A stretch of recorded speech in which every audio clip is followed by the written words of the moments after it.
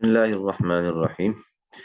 کتاب العلم 43 نمبر حدیث ہے۔ عن عبداللہ ابن عمر رضی اللہ عنہ قال قال رسول اللہ صلی اللہ علیہ وسلم بلغوا عنی ولو آیہ۔ عبداللہ بن عمر رضی اللہ عنہ فرماتے ہیں کہ رسول اللہ صلی اللہ علیہ وسلم نے فرمایا بلغوا عنی ولو آیہ، میری طرف سے پہنچاؤ اگرچہ وہ ایک آیت کیوں نہ ہو، اگرچہ ایک ہی آیت ہو۔ وحدثوا عن بنی اسرائیل ولا حرج، اور بنی اسرائیل کے واقعات بیان کر سکتے ہو، اس میں کوئی حرج نہیں ہے، لیکن ومن كذب علی متعمدا فلیتبوأ مقعدہ من النار، بنی اسرائیل کے واقعات بیان کرو، اس میں کوئی حرج نہیں ہے، لیکن جس نے مجھ پر قصدن جھوٹ باندھا تو اسے جہنم کے ٹھکانے کے لیے تیار رہنا چاہیے۔ من كذب علی متعمدا فلیتبوأ مقعدہ من النار، جس نے مجھے پر جھوٹ بولا تو وہ اپنا ٹھکانہ جہنم میں بنا لے۔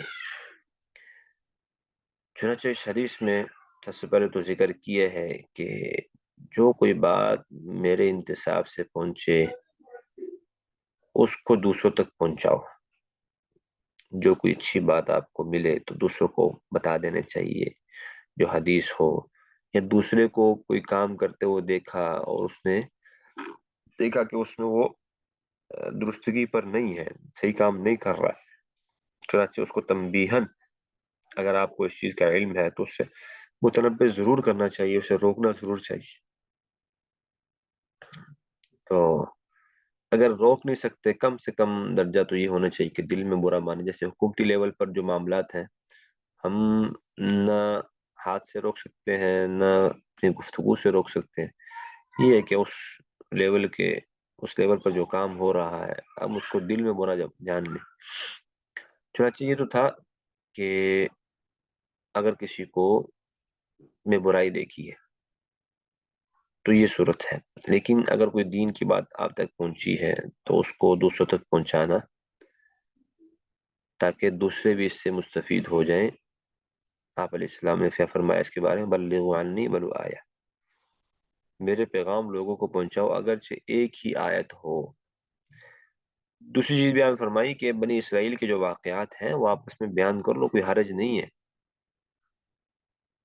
وحدثوا عن بنی اسرائیل، بنی اسرائیل کے واقعات تم بیان کر سکتے ہو، اس میں کوئی حرج نہیں ہے، لیکن بس اوقات بنی اسرائیل کے روایات بیان کرتے ہوئے کچھ ایسی چیزیں بیچ میں آ جاتی ہیں جو آپ علیہ السلام نے نہیں کہی ہوتی، لیکن بندہ منسوخ کر دیتا ہے کہ یہ آپ علیہ السلام نے کہا ہوگا۔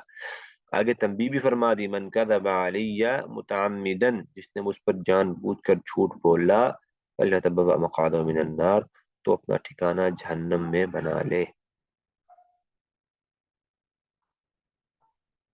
چنانچہ ہر اچھی بات، ایک بات ضرور ذہن میں رکھ لیں، ہر اچھی بات آپ علیہ السلام کے انتصاب سے بیان نہیں کرنی چاہیے، کیونکہ ایسا نہیں ہے کہ ہر اچھی بات آپ علیہ السلام نے کہہ دی ہو، ایسا نہیں ہے۔ آپ علیہ السلام نے جو باتیں ارشاد فرمائی ہیں اور وہ ثابت ہوں تو اس کو لوگوں تک پہنچاؤ، اس کو بیان کرو۔ بس اوقات ایسی اچھی باتیں، اچھے اچھے اقوال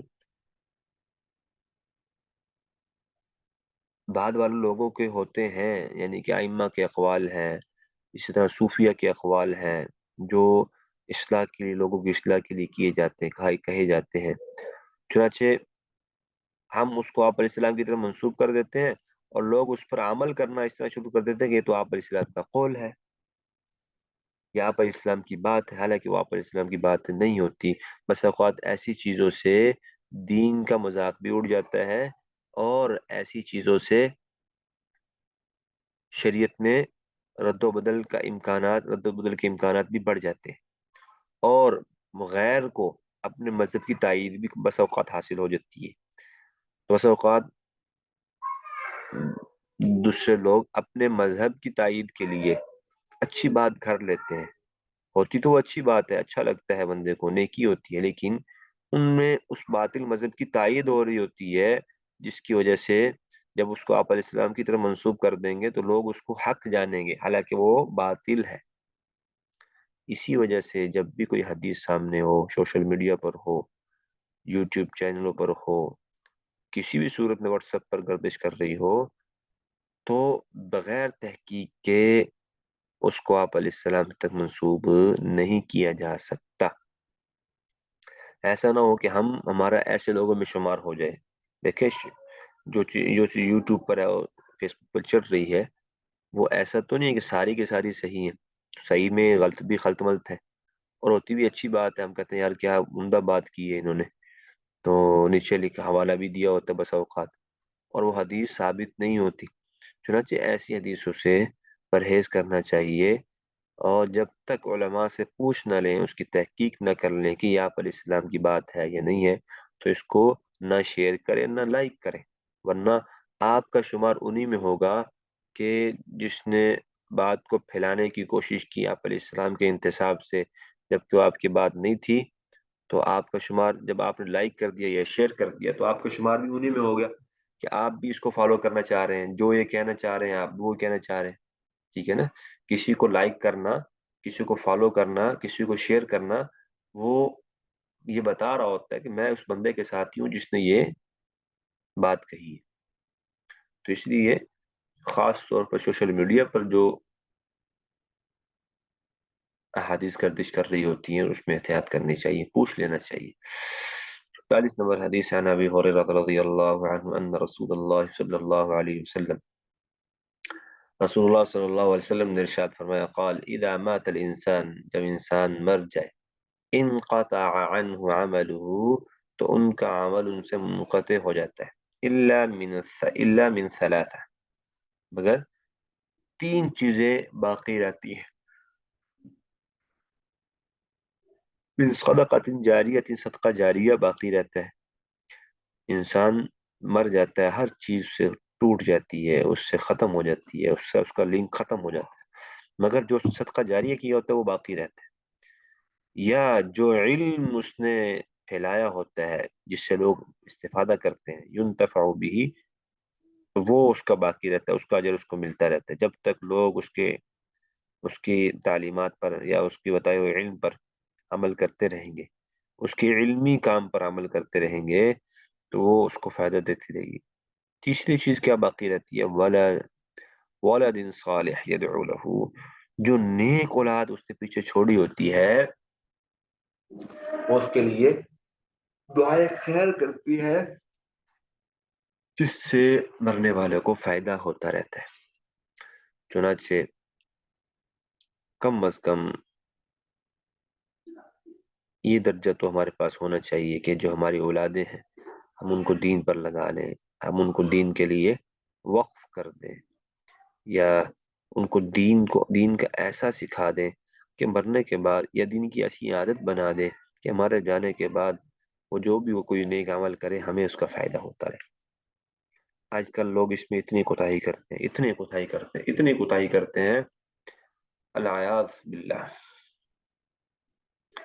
کوتاہی اپنے بچوں کو وہ اسکول میں تو بھیجنا پسند کرتے ہیں، عصری تعلیم دینا تو پسند کرتے ہیں، اور بہت شوق سے اس پہ پیسہ بھی خرچ کرتے ہیں، لیکن افسوس یہ ہے کہ دنیا کی حد تک تو اس کا فائدہ ہوتا ہے، وہ بھی بہت کم۔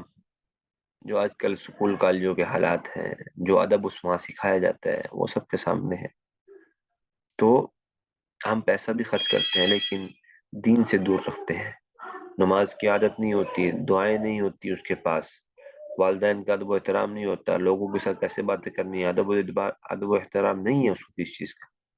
چنانچہ ایسی اولاد اگر کوئی چھوڑ کر جاتا ہے تو یہ کیسے تصور کیا جا سکتا ہے کہ باپ کے جانے کے بعد، باپ کے ہوتے ہوئے تو وہ نماز کی عادت نہیں بنی، باپ کے جانے کے بعد وہ جب بڑا ہو گیا، اس کی عادات پختہ ہو گئی، اب وہ نماز کی طرف آئے، قرآن کی طرف آئے، باپ کو فائدہ دے؟ ناممکن ہے۔ اسی وجہ سے اپنی زندگی میں وہ کچھ سکھا دیں جو آپ کو مرنے کے بعد فائدہ دے۔ نماز کا ایسا پکا عادی ہو کہ 5 वक्त पक्का सच्चा नमाजी हो। चुनांचे जब भी नमाज पढ़े क्या औलाद, बाप को फायदा होगा, दुआ करेगा बाप को फायदा होगा। अत्तहियात में दुआ पढ़ते हैं, रब्बिग़फिरली वली वालिदैया वलिल मुमिनीन, ऐ रब मेरी मग़फ़िरत फरमा, मेरे वालिदैन की मग़फ़िरत फरमा। तो हर नमाज में कितनी मरतबा वो पढ़ेगा? तो ये जब उसको मग़फ़िरत वो अपनी करवा रहा है नमाज में, वालिदैन की भी करवा रहा है, तो हर नमाज में वालिदैन के लिए मग़फ़िरत की दुआ हो रही है। और इसी तरह तिलावत कुरान मजीद उसको आता हो, कुरान का आदी हो, कुरान ठीक पढ़ना आता हो और कुरान को सीखा हो। चुनांचे जब कुरान को सीखेगा, पीछे पढ़ता रहेगा, आदी है, रोजाना की बुनियाद पर एक हाफ पर 30 नेकियां मिलती हैं, 10 नेकियां मिलती हैं। जब पारा पढ़ रहा है, 150 पारा पढ़ रहा है, जितना भी उसकी आदत बनी है, तो बाप को फायदा हो रहा है, बाप को फायदा हो रहा है। तो इसी से एक किस्सा भी मशहूर है। एक शख्स साहिब कश्फ थे, कब्रिस्तान के पास से गुजर रहे थे, तो यह ख्वाब किसी ने देखा। ख्वाब में देखा कि एक कब्रिस्तान है, वहां से एक आदमी गुजरता है कुछ पढ़कर। तो सारे कब्रिस्तान वाले इकट्ठे होते हैं और जो है ना तकसीम करने लग जाते हैं नेकी। एक आदमी अपनी कब्र में लेटा हुआ है, सुकून से बैठा है, वो जो है ना उसको हरकत हुई है कि मैं भी ले लूं नेकी। उससे पूछा भाई क्या माजरा है? उसने कहा भाई मेरा बेटा हाफिज है, कुरान पढ़ता रहता है और मुझे उसका फायदा होता रहता है, ठीक है, तो मुझे जरूरत नहीं है। चुनांचे नेक औलाद पीछे कुरान मजीद पढ़ रही है। कुछ ऐसा गुजरता है, वो देखता है फिर कि जिस तरह दूसरे नेकियां ले रहे हैं वो भी भाग रहे हैं नेकी लेने। तो उसने कहा कि क्या मामला है? कहते वो जो मेरे नेक औलाद थी वो भी फौत हो गई है, तो अच्छा मुझे भी अब इसकी जरूरत है, तो अच्छा मुझे भी इसकी जरूरत है। तो नेक औलाद मरने के बाद भी अल्लाह को, अल्लाह के यहाँ वालिदैन की क्या करती है, मगफिरत का सबब बनती है। तो अपनी औलादों को सिखाना, अपनी औलाद को नेक बनाना बहुत जरूरी है। और यही कहा है कि हर चीज मुनक़ती होती है, करोड़ोंपति है इंसान, पैसा कुछ काम नहीं आएगा, वो औलाद जो पीछे छोड़ी है अगर कुछ सिखाया है तो वो काम आएगी। अगर औलाद पर मेहनत नहीं कर सके तो अपने दोते पोतों पर मेहनत कर ले, ताकि वो भी दीन सीख ले। तो दुआ है कि अल्लाह ताला जो कुछ सुना है इस पर अमल करने की तौफीक अता फरमाए।